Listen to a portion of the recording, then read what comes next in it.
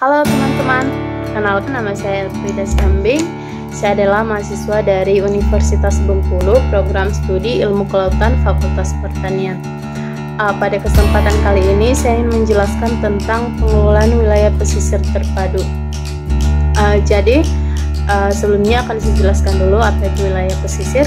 Jadi wilayah pesisir adalah wilayah peralihan antara daratan dengan lautan. Artinya wilayah daratan yang masih dipengaruhi oleh faktor-faktor lautan dan wilayah lautan yang masih dipengaruhi oleh faktor-faktor dari daratan.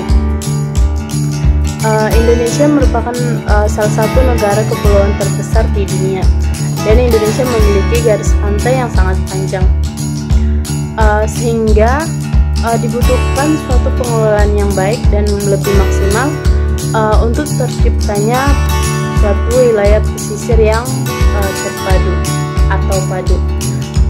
Namun pada kenyataannya ada banyak sekali permasalahan wilayah pesisir di Indonesia, seperti misalnya abrasi, sampah laut, kemudian kemiskinan dan lain sebagainya. Di sini saya ingin lebih mengangkat topik tentang sampah laut atau marine debris. Jadi teman-teman, sampah laut ini atau marine debris ini adalah sampah buatan manusia yang terlepas ke lautan atau samudra, baik secara disengaja maupun tidak disengaja. Sampah-sampah ini biasanya terhempas ke daratan dan menjadi sampah pantai. Kemudian dari pantai dia akan terbawa oleh arus pasang ke lautan. Begitulah siklus kenapa sampah-sampah ini bisa berakhir di lautan. Meningkatnya penggunaan sampah di kehidupan manusia menjadi sebuah permasalahan. Mengapa? Karena banyak sekali bahan dari sampah plastik ini yang dia tidak dapat terurai secara alami. Di sini saya mengambil studi kasus wilayah pesisir di Provinsi Bengkulu. Jadi Provinsi Bengkulu ini adalah salah satu provinsi di Indonesia yang terletak di bagian barat daya Sumatera.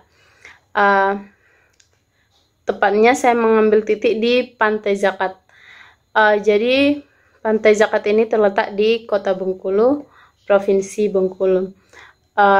Sebenarnya jika kita tinjau teman-teman, Pantai Zakat ini berpotensi untuk dijadikan sebagai wisata pantai, dan memang jika kita lihat secara langsung Pantai Zakat ini masih banyak dikunjungi oleh masyarakat lokal maupun dari masyarakat luar.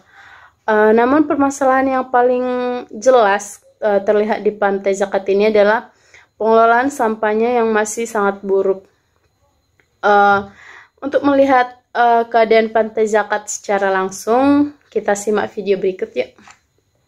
Baiklah, saya sudah berada di Pantai Zakat. Di sini saya ingin mengulas salah satu masalah wilayah pesisir yang paling umum di Indonesia, yaitu marine debris atau biasa disebut sampah laut.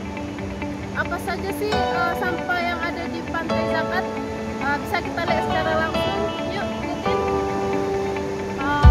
Di sini ada banyak sekali sampah, mulai dari sampah organik, anorganik,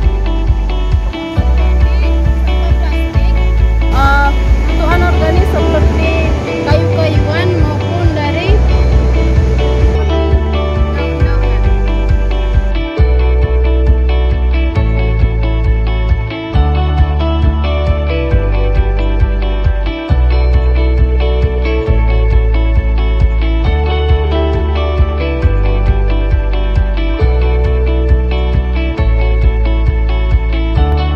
Indonesia merupakan penyumbang sampah laut terbesar kedua di dunia setelah Tiongkok.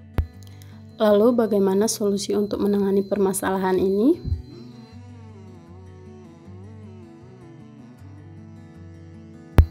Solusi yang pertama yang dapat dilakukan adalah penegakan dan penegasan hukum lingkungan dalam bidang pengelolaan sampah. Faktor utama yang menyebabkan banyaknya sampah di wilayah pesisir adalah kurangnya penegakan hukum. Meski memiliki seperangkat perundangan dan peraturan yang mengatur dan melarang pembuangan sampah ke laut, namun implementasi penegakan hukum di Indonesia belum nampak, sehingga diperlukan upaya maksimal dari pemerintah maupun aparat untuk menegakkan hukum. Solusi yang kedua yang dapat dilakukan adalah meningkatkan kesadaran masyarakat melalui pendidikan, pelatihan, maupun sosialisasi. Pendidikan dan pelatihan ini dapat dilakukan oleh lembaga-lembaga tertentu kepada masyarakat. Utamanya dapat dilakukan kepada anak-anak sejak dini, sehingga di masa depan terciptanya ekosistem laut Indonesia yang lebih baik.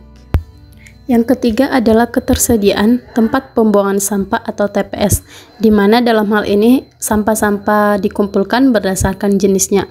Kemudian sampah-sampah ini dapat diolah menjadi sesuatu yang bermanfaat seperti bahan bangunan berupa semen. Hal ini sudah dilakukan di beberapa kota di Indonesia, namun di kota Bengkulu sendiri hal ini masih belum dilakukan secara maksimal. Untuk mencapai keterpaduan pengelolaan sampah laut di Indonesia, maka dibutuhkan suatu dimensi yang dapat mendukung pengelolaan sampah laut secara maksimal, yaitu dimensi sektoral maupun dimensi keterkaitan bidang ilmu. Dimensi sektoral sendiri yaitu dimensi di mana perlu adanya koordinasi tugas, wewenang, dan tanggung jawab antar sektor ataupun instansi baik secara horizontal maupun vertikal. Secara vertikal seperti misalnya kerjasama antara provinsi dengan kabupaten, kabupaten dengan kecamatan, kemudian kecamatan dengan desa. Untuk horizontal sendiri misalnya adalah kerjasama antara Dinas Kelautan dengan BKSDA. Kemudian yang kedua adalah keterkaitan bidang ilmu, yaitu pengelolaan dilaksanakan atas dasar pendekatan interdisiplin ilmu seperti ekonomi, ekologi, teknik, sosiologi, dan lainnya yang relevan. Baiklah teman-teman, sekian yang bisa saya sampaikan. Terima kasih sudah menonton. Sampai jumpa.